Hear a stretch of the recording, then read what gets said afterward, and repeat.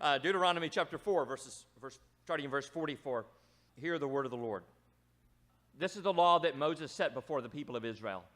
These are the testimonies, the statutes, and the rules which Moses spoke to the people of Israel when they came out of Egypt, beyond the Jordan in the valley opposite Beth Peor, in the land of Sihon, the king of the Amorites, who lived in Heshbon, whom Moses and the people of Israel defeated when they came out of Egypt.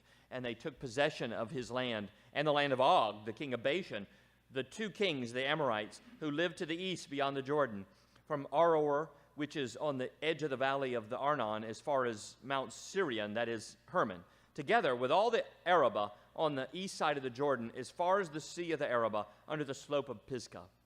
And Moses summoned all Israel and said to them, Hear, O Israel, the statutes and the rules that I speak in your hearing today, and you shall learn them and be careful to do them. The Lord our God made a covenant with us in Horeb. Not with our fathers did the Lord make this covenant, but with us, who are all of us here alive today. The Lord spoke with you face to face at the mountain, out of the midst of the fire, while I stood between the Lord and you at that time, to declare to you the word of the Lord. For you were afraid because of the fire, and you did not go up into the mountain. He said, I am the Lord your God, who brought you out of the land of Egypt, out of the house of slavery. You shall have no other gods before me. May the Lord add his blessings to the reading of his holy word. You shall not obey the 10 Commandments. Do you think some anti-Christian atheist said that? Some like Christopher Hitchens kind of character? You shall not obey the 10 Commandments? Is that from some liberal theologian, likes to spout politics and same-sex marriage, someone of that kind? Is it a pronouncement of the ACLU? Would you be surprised to learn that a pastor said it, a supposedly evangelical pastor, Andy Stanley, pastor of a megachurch, about 32,000 people, actually several churches around Atlanta, Georgia, and he preached that very recently, like a month ago, that we need to unhitch the Old Testament from our faith. And so he said that he believes the Old Testament wasn't inspired, but he says it's the backstory, he calls it. Like the movie. Anyone go see the movie Solo? No, you're not that kind. Huh? I am. See, I was raised Star Wars. You got to see it, and I kind of go as a duty. In my youth, that was the thing to see, Star Wars. Now I keep going just because I feel like I have to. But anyway, Solo it's the backstory to the main Star Wars films. And and if you're really into knowing where the character came from, so from Stanley's point of view, the Old Testament is sort of the backstory to the New Testament. I mean, if you're really interested in knowing the history, the background of the New Testament. If you're not, it's all right. Because it should not, the Old Testament and the 10 Commandments should not, quote, should not be, he said, the go-to source regarding any behavior in the church. That's just an amazing statement. It's not for us, he says. Put bluntly, that means, he said, quote, exact quote, actually, he said, thou shalt not obey the 10 Commandments. Put it in nice King James English, so you would really make an impact. Now, put so bluntly, a lot of Christians were offended. Articles and YouTube videos popped up almost immediately. But I think we should thank him for saying out loud what a lot of Christians fuzzily think. They take verses like Romans chapter 10, verse 14, that Christ is the end of the law, and think that means the end means it's over, that it's the termination, like it's canceled. This is promoted by the idea, common now, that there was a, quote, dispensation of law during the Old Testament. Then back in those days, people got saved by keeping the law, and now we're in a new dispensation, and so the old rules don't apply anymore. It's like the USA, or just America, used to be under British law, British rule, but now we're free. So, if you want to study what it was like to live under British law during the colonial days, well, you can do that if you're interested in that kind of thing. If you're a history buff, it's the backstory to our country, but it's not the go-to source for our behavior today, is it, here in the U.S.? It's the backstory. But we need to unhitch it from our lives. That's his point of view for the whole Old Testament, for the 10 Commandments, this Stanley man. That comes from, what he's saying, what he's expressing, comes from a theology known as dispensationalism, which a lot of Christians believe, many Christians believe today, but they probably don't know that that's what they believe or the name for it, and they don't usually take it to its logical conclusion. We did a Sunday school series on it last year, and we did it so that our people would be equipped to discern it, realize where that's coming from, and hopefully to think better than that and see the Bible better than that and understand why that's wrong. And I'm trying to remember, Andy missed the lessons. I guess that he did. I don't remember him being here. That must be the problem. That was it. Stanley is following consistently what a lot of Christians today believe deep down, because they've been taught these core ideas. They haven't taken it to its logical conclusion yet, but they still kind of believe it. They're just inconsistent. People have at their core, I believe, a single simple principle, a commitment that guides them. Life is about, they think, maybe looking out for number one, me, or sex, drugs, and rock and roll.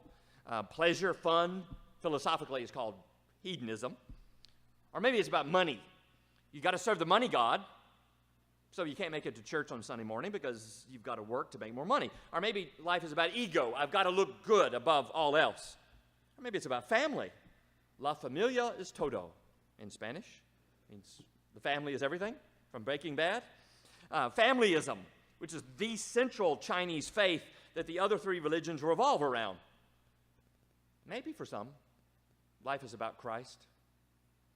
People have deep down a single simple principle they are committed to, but many people are inconsistent in how they live that out. They're really about themselves, or they're really about getting more cash, but you can get them to go to church, some. You can get them to read the Bible, some. If you nag them enough. You can get them even to give a little if they have spare dollars in their pocket, but they're still about themselves or their money. They're just inconsistent. You can get them to be inconsistent sometimes. That doesn't mean that you've saved them. Maybe they're really about family, but you can get them to spare a little family time to do something religious because they're inconsistent. Educated people, like Stanley, tend to become more consistent. Remember, people have one core commitment, but that they are often inconsistent in practice. Now, as people get more educated, they tend to become more consistent in the way they think about from their core out, and the way they live it out. They have the spare time to think through the implications of what they really believe deep down, and then to put that into practice. That's why so many formerly conservative evangelical students go to universities or seminaries, and they often come out liberals. The idea that right and wrong and truth and falsehood is based on what they feel or what they can see, because that's what they really believed all along. They were just kind of inconsistent liberals before. Sometimes maybe they sounded like they believed the Bible, that they were Bible believers, but deep down they always kind of felt that truth and rightness was based on how they felt, on me, on what made me feel good. That's why some of the most militant, we've been talking about Islam some in Sunday school, some of the most militant, violent Muslims are the educated ones, not the vast majority of uneducated people. Usually they're the ones that are nice and easy to get along with. But some of the most militant, violent ones are the educated ones, because they've begun to think through the implications of their faith and become more consistent. Dispensationalism teaches that the Old Testament is for a bygone era, and so many Christians believe that. And so if they were consistent, they would see it as all irrelevant. So what Stanley said was consistently based on what he believed and on what many other supposedly Christian people believe. What about you? If you were consistent, would you conclude you need to unhitch our faith from the Old Testament, that the Ten Commandments aren't for you? Deep down, what do you really believe? What do you believe is the fundamental conviction? What is the fundamental conviction at the bedrock of your heart? If you've laid a bad foundation, whatever else you build on it will collapse. Well, here it is. Here's the foundation, or at least what should be the foundation, the First Commandment. First, who is it for? Second, what does it tell us to do? And third, how is it obeyed? Well, first, who is it for? Many people assume that it is for everyone. And there's a fight whether, put it up on our courtroom walls. Christians argue that these commands are the basis for our laws, for our system of justice, and historically that's kind of true. But it doesn't tell us who God originally intended for his commands to apply to. Did God intend for his commands to be given to everyone? Well, when this passage here we just read, when he was speaking here, did he have in mind that these laws were for all people everywhere to teach them how to live, to be the go-to guide for behavior in 21st century society? Well, in one sense, yes. These are expressions on God's will, how to live, but I hope you'll see that I'm not splitting it. It's not an irrelevant hair when I point out here that clearly, here beginning in Deuteronomy chapter 4, verse 44, the audience is a specific group of people, the people of Israel, in verse 44. Notice, and then into chapter 5, Deuteronomy 5, Moses makes especially clear who the covenant is given to. In verse 3, he says, not with our fathers did the Lord make this covenant. That's the Sinai covenant. But with us, who are all of us here alive today. These 10 commandments were not just given to anyone. They are not some kind of 10-rung moral ladder that anyone can climb to God on. They were part of a covenant that God made with his people, a specific people. That's what covenants do. They bind specific people together, or parties together. Here, God in Israel. Literally, it is literally it is Israel. But in Galatians chapter 6 and other places in the New Testament, we see that Christians, the church, is the true Israel of God. So even here, the true Israel is those who came out of Egypt, in verse 45, called out of slavery, and into worship. Moses told Pharaoh to let God's people go that they might worship the Lord. That's the purpose of their leaving Egypt. The true Israel, the true people of God, are worshipers. As Jesus said, God is looking, remember what he said? He is seeking worshipers. And this law is for those who are made, like Israel here, worshipers, who worship the Father in spirit and in truth.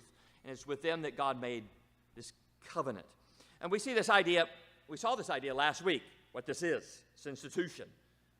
Covenant, name of this church. Earlier in chapter 4, in verse 13, Moses says that the Lord had declared to them this covenant, which they are commanded to perform, to do. We saw that there were parts of a covenant. This is a typical institution, a typical practice in their day, and there were typical parts of it that they expected, like treaties that a great king would make with a small nation. Here, the Lord himself is the great king. He's like the emperor of a huge empire, and Israel is the small nation that he is making this covenant, this treaty with. And those parts of the covenant include, first, a preamble, which introduced the parties to the covenant. Who is who? So-and-so is the great king, and you are the vassal. And their history together, what brought them together. The stipulations, what is required of the parties. What you are to do. You do thus and so. In verse 13, the 10 commandments are the stipulations. They're called these stipulations. And then the witnesses, there's witnesses to the covenant.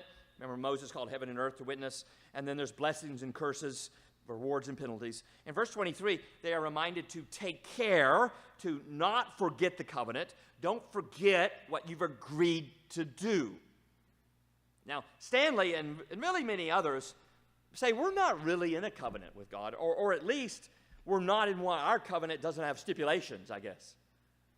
You just got to say you believe and you're in, and there's nothing you got to do. No rules, just relationship or just right, like Outback. Stanley took that to its logical conclusion and said then we don't have to keep the 10 Commandments. That is for the 10 Commandments. That's for a different covenant. That's not ours. We need to unhitch it from our faith. We are in a covenant. But the fact is, we are in a covenant. He says we're not, but we are. And the new covenant we are in is the fulfillment. And Paul says Christ is the end. He means the fulfillment, not the cancellation of the Sinai covenant. Our covenant is the end, as in the goal, not the termination of the old covenant. That's why the Lord Jesus said, something that Stanley should take to heart, that whoever relaxes any of these commandments, that whoever says we don't have to keep the Ten Commandments will be called least in the kingdom of heaven. But are the Ten Commandments for everyone?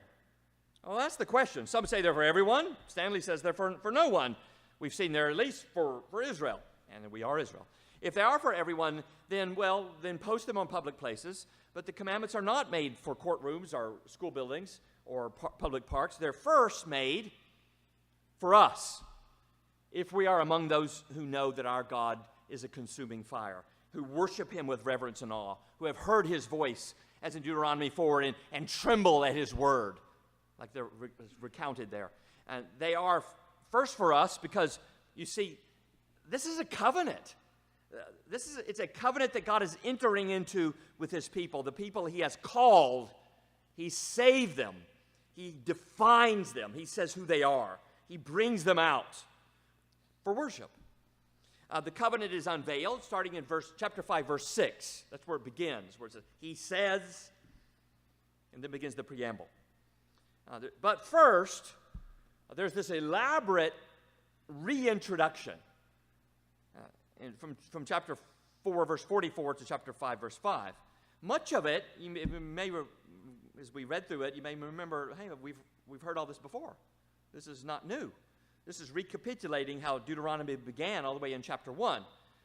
But this is really what people do when they're gearing up for something big. They're about to introduce something big. If we had the president, whatever, past or present here, we wouldn't just say, come on. You'd have an introduction. You'd have some gala. You'd have somebody making a flowery, saying thus and thus and so. When the NFL starts the Super Bowl, it introduces the teams, all the starters, one by one, and then it's not good enough just to sing the national anthem. They got to have some star sing it, and there's a huge flag in the field, and the jet planes flying overhead, and maybe they got to sing America the Beautiful too. Just a little extra there. They can't just flip a coin. They got to have some celebrity flip the coin, and it's got to be a special made coin. And they got to show you what the coin looks like. And they go through all this rigmarole. Well, why? Because that's what people do when something big's about to begin. They don't just start it. Here it is. They drum roll, please. And then, ta-da! Here it is. Here, that's what all this is, from chapter 4, verse 44 to chapter 5, verse 5. We're retold how they took the land east of the Jordan. In other words, this is building up the crescendo. Sihon and Og, remember them? They got the land east of the Jordan. They were kind of in the promised land already. Then in chapter 5, verse 5, how Moses summoned them, or chapter 5, verse 1, how Moses summoned them all together. He calls them. He says, hear. In other words, not just listen, but obey. Pay attention. Hear, O Israel, the statutes and the rules, the stipulations of the covenant, starting in verse 1. And then again, be careful to do them. That was so much of the theme earlier in chapter 4. The Lord made a covenant with them at Sinai. It wasn't for everybody. It wasn't even for our fathers, he says. This is the Sinai covenant. It was made with us. In verse 3, the Lord spoke to us face to face, he says. In verse 4, that doesn't mean they saw God, but they were in God's presence. The covenant was made personally with them. Face to face. It's personal. And Moses says in verse 5 that the Lord spoke to them while I stood between the Lord and you. When high on Sinai's mount he stood, receiving them for our good. The commandments. They were afraid. They trembled at God's word because they saw God's works and they knew he was a consuming fire. So that's all the setup. It's the drum roll. It's getting ready. But now comes the covenant. Then it just says, he says, the curtain flies open. In verse 6, there's the preamble. Who is the one making the covenant? And who are the people it is for? Well, he is the Lord. There's all capitals there. If you're reading the Bible, it means Yahweh, the I am. And he is your God. I am the Lord. I am Yahweh. I am the I am. Your God. He is the one that saved them, who did a miracle to rescue them already. So he is giving these commandments to these people, to save people. People are already brought out of slavery for worship. This covenant is not just open to everyone. You cannot win your way into being in a covenant with God by obeying the Ten Commandments. Instead, the Ten Commandments are given to those people who are already redeemed, who are already rescued, already saved by God. First, God brings his people out of slavery, And then he gives them these commandments. Who are the commandments for? Well, if you are not one of his, imagine that there was some Canaanite, just happened to be, or some Egyptian, happened to be traveling through Israel at that time on their way home and hearing all this. Were they for him? No. If you're not one of his, well, don't worry about them too much. In fact, feel free to disobey them if you think you can get away with it. If you have not been saved out of slavery to sin and self for worship, then keeping the 10 Commandments won't help you that much. Oh, it might save your marriage, and it might keep you out of jail, and it might make you more psychologically healthy, and have a lot of other little fringe benefits in your life, but it won't keep you out of hell. So don't worry about them too much if you're not saved out of slavery. Stanley is right for you if you're not saved. After all, people in our culture have been whittling down the 10 Commandments one by one anyway. Might as well get rid of them all, like he's done. Right? Surely we all admit that people today in our culture hardly take the first tablet, what's called the first half of the commandments, seriously anymore. We actually think it's a good thing in our culture that some people freely violate the first commandment. They openly have other gods. We call it diversity. Today we even have Christians saying you can worship God any way you choose. It's not how God said to be worshipped. You just do it your way. We know people celebrate the freedom to use the Lord's name in vain. It's called free speech. Many churches today don't take the Sabbath seriously anymore, and you're treating it as though, you miss worship, worshiping the Lord week after week. What's the big deal? And for honoring father and mother, a lot of very educated people think it is perfectly appropriate to blame all our problems on our mom and dad. They're the ones that made me like this. So we're ignoring many of the 10 Commandments already. We say half of them aren't for anyone, and then we're amazed when Stanley says that they aren't the go-to source for any morals anymore, or when we take them from courtroom walls or out of schools and parks. Why are we amazed at that? Shouldn't be surprising at all. So if you're not one of God's people, don't worry too much about the 10 Commandments. They're really not for you. Stanley is right. You don't have to keep the 10 Commandments for unbelievers. That is, there are no laws that you can keep that by obeying them to please God and then earn something from God. Get him under contract to you. Get him in a covenant with you so you can get some of those blessings. No, it doesn't work that way. If you don't get the foundation right, if you don't have at the core of your being the one overwhelming, clear commitment, even if you're sometimes inconsistent about living it out, but if you don't have that commitment deep down that the Lord is your God, he announces himself, I'm the Lord your God, and if you don't say back, yes, Lord, you are the Lord my God, then you can get everything else right. You can keep all the rest of the commandments. You can have them be your go-to guide for behavior. But it won't do you any good. Oh, yeah, like I say, it might save your marriage and keep you out of jail and make you more psychologically healthy, but, your life will collapse like a house founded on sand if you don't get the first one right. So, hopefully I'm not really speaking to anyone here, but just in case. If you're a decent, moral person, but you're decent, you're moral, you're nice, you're great to get along with, you're a terrific neighbor, you keep the laws, but deep in your heart, you haven't really decided to follow Jesus, that you haven't really told the Lord, take my life and let it be consecrated, Lord, to thee. If you haven't really surrendered all to him, you might as well give up.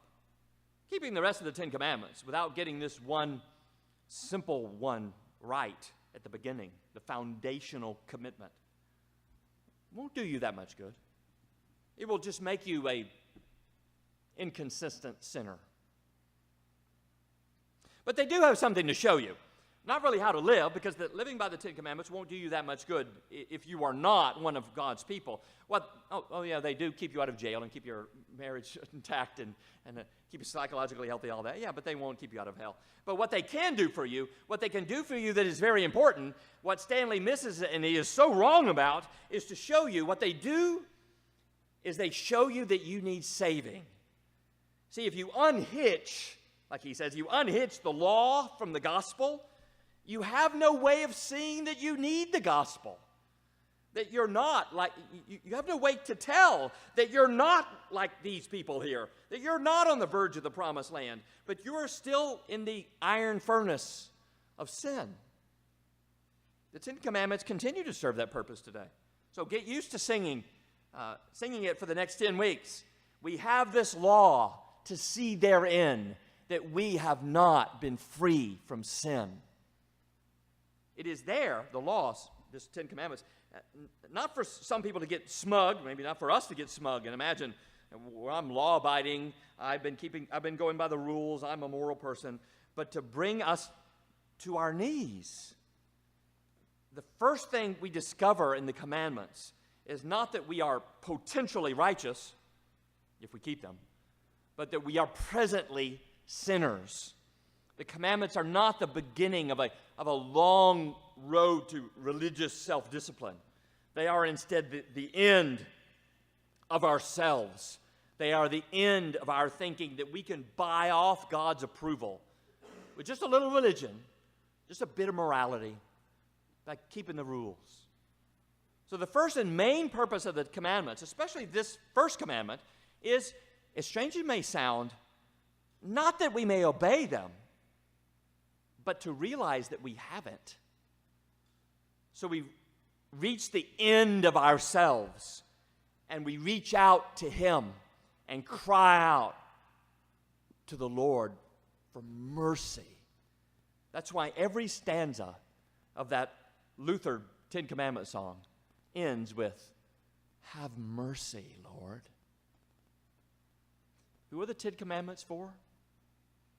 They're for you. If you are one of God's people, saved out of slavery for worship. And they're for you if you're not yet one of God's people, to show you that fact that you're not yet one of His. They're for you, no matter who you are. All 10 of them. Well, second, what does it tell us to do? The commands given to us as His people show us how to please Him. God's true people desperately want to please Him. That comes with a new heart. When God gives you a new heart, His law's written on your heart. That means it comes out of you now. It doesn't have to be imposed on you by rules or someone scolding you. It comes out from your heart. We want to please Him. We want to know how to live for Him. So those who are His people, who love Him, to them, it's not some burden that's placed on us that keeps us from doing, what I really want to do. That other stuff, that stuff I'm commanded not to do. No, it's instead a great gift to be told how we can please God. It's not a way to God. It's God's way given to us. Now think about it. God did not give them the Ten Commandments while they were in Egypt, did He? Sometimes we miss this. Sometimes this is the most obvious facts we just miss. He didn't give them the Ten Commandments. Moses, God could have, couldn't He? The burning bush, go to Israel, Moses. Here's 10 Commandments. Go tell these people that if you keep these 10 Commandments for a certain amount of time, then, and only then, I'll bring them out of Egypt. It didn't happen that way. No, the rescue came first. The saving was first. Then the commandments. The commandments are given to saved people, to tell them how to then live. That means that if you consider yourself a saved person, one of God's people, you believe you've been saved out of slavery by Him now for worship, then these commands are for you. You will love them because they answer a cry, because God's written His law in your heart, and you cry out, how shall I then live? Well, obedience to God's commands is not some optional path. Maybe that's what the really devout Christians do. Kind of like the really hardcore soldiers. They try to be special forces, but I'm just a regular run-of-the-mill enlisted man. No, it is the way we live for God, out of love, as saved people, for the one who saved us. You see, just as in the Exodus, so with our Christian lives, the Exodus was not just a liberation, was it? As though God struck that great superpower with the 10 plagues, led Israel through the Red Sea, crushed Pharaoh's army underneath the water, just so, what was all that for? Just so they could go out and do their own thing, eat, drink, and, say and do whatever they want to do? No, of course not. God led them out of slavery and for worship. And if you are saved, He's done the same with you. He did not send his son to suffer the wounds our sins deserve, have him brutally murdered on a cross, just so then we can go out and eat, drink, and be merry, do whatever we feel like, party it up. He did it to lead us out of bondage to sin, out of the bondage to the sins that we always feel like following, left to ourselves, out of our slavery and into worship. Their exodus and ours is not about mere liberation. It's about salvation. In an exchange of masters, the false for the true. And the true master tells us to serve no other. What are the commandments for? Well, they're for us, if we are God's people, if we are saved. What does it tell us to do? It tells us to live for and cling to no other. Well, finally, then, how is it obeyed? Well, it's very simple, it sounds like, doesn't it? By having no other gods before the Lord. Now, one trick we can kind of play on ourselves is define this so narrowly that we'll never disobey it unless we convert to another religion and we literally bow down to another god.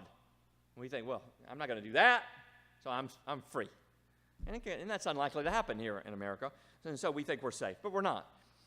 This root foundational commitment is about a lot more than just converting to another religion. It's against anything that would vie for our hearts in place of God.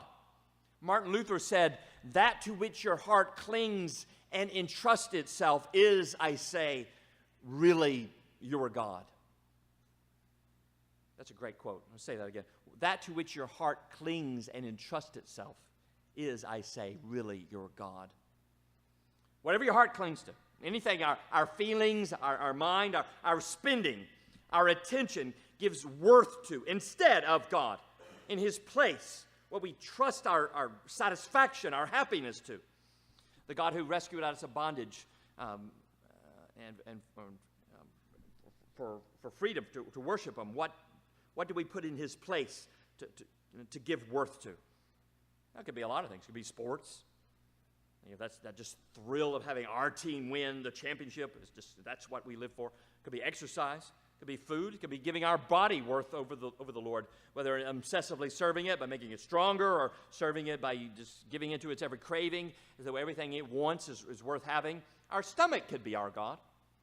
I think every Christian ought to fast, at least for a day, at least once in their life, to make a statement.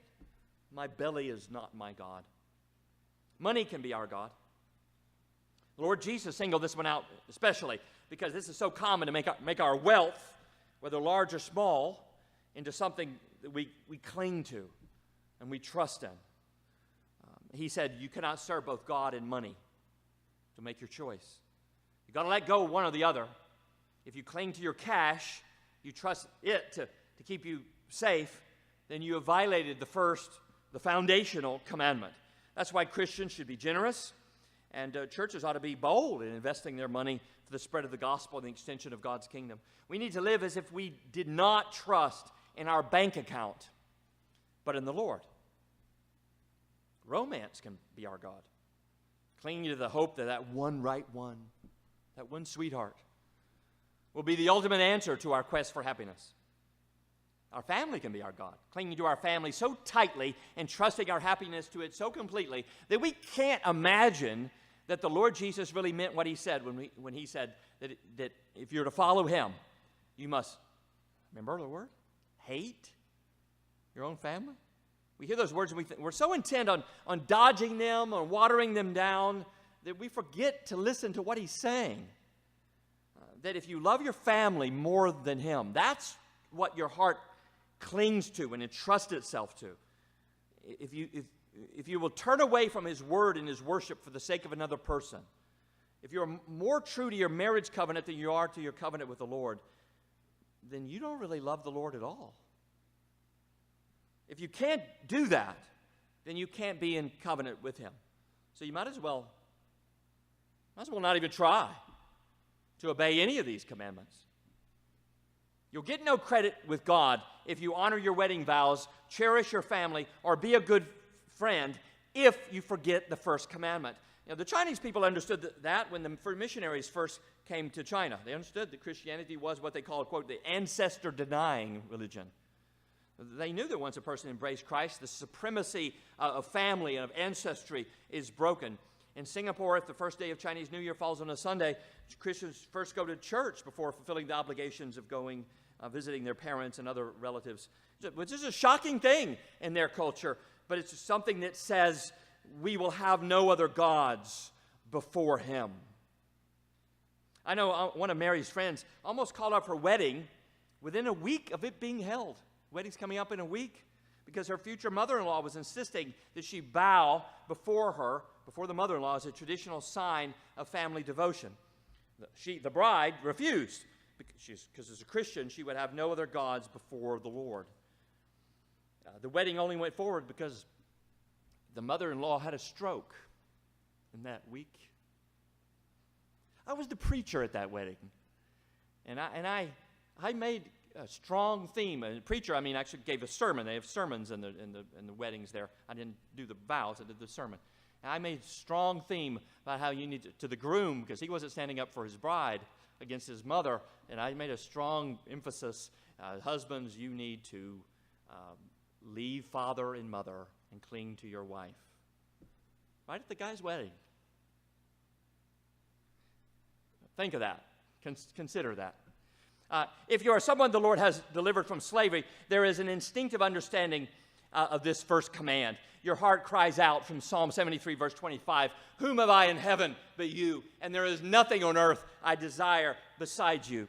But if you aren't so in love with the Lord, if you aren't so deeply committed to him that you are willing to hate everyone if you have to, if need be, even your own life, then never mind about the commandments. Just blow them off. Might as well violate every one of them. You haven't gotten the foundation right. You are loving, giving worth to the wrong thing. You see, the one with a solid foundation, who deep down loves the Lord Jesus with all his heart and mind and strength, the one who is really one of God's people, the Israel of God, does not love his family or wife or husband less. He loves God more. So if even family or romance got between you and the Lord, you would push them aside and cling only to the true God. That's what it means to obey the first commandment. And that's why Andy Stanley is so wrong. He said, "You shall not keep the 10 Commandments." Now, if he, Stanley, is a believer, they are for him. If you are a believer, they are for you. If you're not a believer, well, they show you that. They are always for you because he is always the Lord your God. He's your great king. You're one of his. He's made a covenant with you. He is not a God who can be confined to your religion. He says here, "Have no other gods before me." Well, where is he? He is everywhere. To have no other gods in his presence, and his presence is everywhere. So have no other gods before him in church, at work, at home, in America, in China, wherever you go. He's there. And so no matter where you go, he is the Lord your God. He and his commandments go with you. We are always before the Lord. Who's the first commandment for? It's for God's people, those saved out of bondage for worship. What does it tell us to do? It tells us how to love the Lord. How is it obeyed? By loving him more than anything or anyone else. Then is it for you? If you'd like it to be. If you really want him to be the Lord your God, then yes. If you want to offer your life to him now, your whole life, in and out of church, to be in a committed relationship with him, a covenant, then it's for you. It's for you to have no other gods before him. If he's the God you want, then follow him out of bondage to sin now and into a life of worship